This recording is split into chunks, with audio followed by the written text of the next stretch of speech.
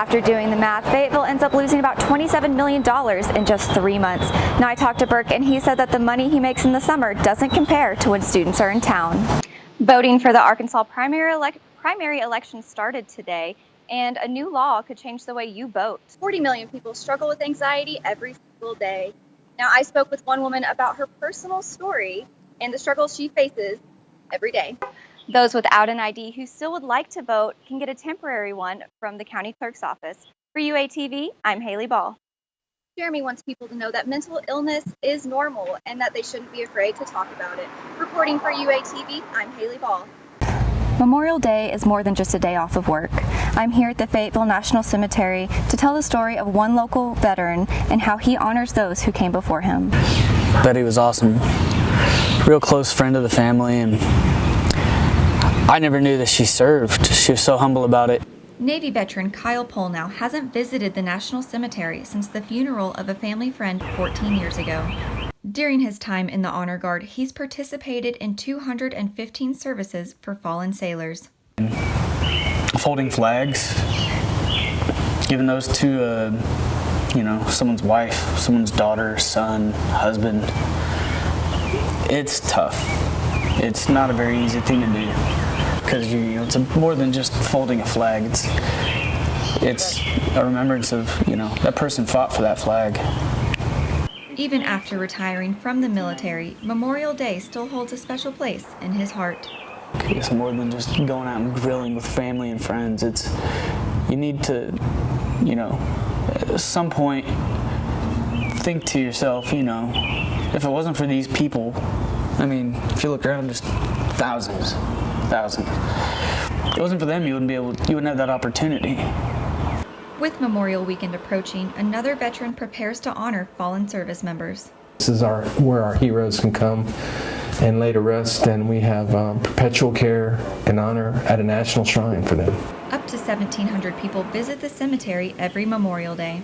We're glad we have that many visitors, people that take that much interest in coming out and showing their grateful and their respect for those who have served for them. Instead of camping or going to the river, Polnow plans to revisit the cemetery this Memorial Day. What will we do without veterans? What will we do without active members who were killed in combat? Wouldn't be floating the river.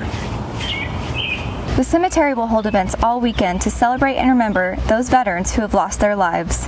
Reporting for UATV, I'm Haleigh Ball. If you have an approved photo ID, please. The voter ID law has been in effect since March of last year.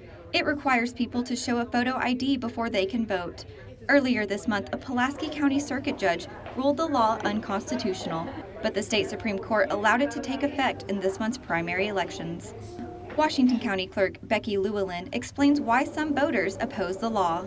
The Constitution of Arkansas doesn't say that you have to show a photo ID, so they believe that you're putting a requirement on them that's not constitutional.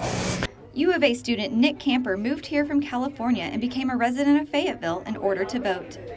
To get residency, he had to have a driver's license, a tax return to show that he's been working, and a permanent residence for 6 months. I don't think it's right for me to go in there with a California ID or something like that, or no ID at all, and say, let me vote because I'm here now. Because I could be here temporarily, vote, go somewhere else temporarily, vote, and just keep voting all around. U of A political science professor Angie Maxwell doesn't agree with the law. If we had a voter ID problem,